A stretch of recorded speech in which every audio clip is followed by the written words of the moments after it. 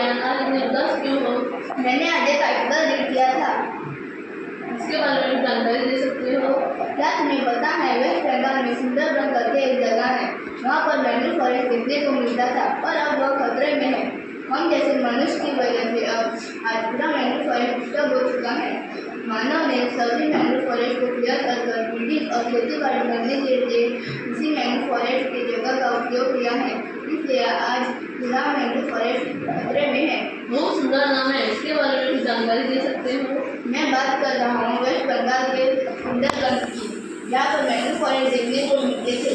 सुंदरबन दुनिया का सबसे बड़ा मैंग्रोव फॉरेस्ट था और यह जो इसे नाम मिला है सुंदरबन, यह मिला है एक पेड़ के पीछे और इस पेड़ का नाम है सुंदरी। यह कहाँ है? यह जो सुंदरी पेड़ है वह बहुत उपयोगी पेड़ है।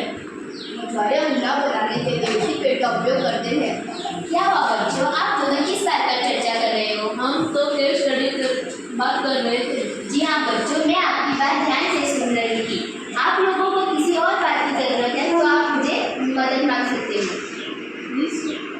इसका क्या हल है? बहुत अच्छा प्रश्न पूछा है आपने।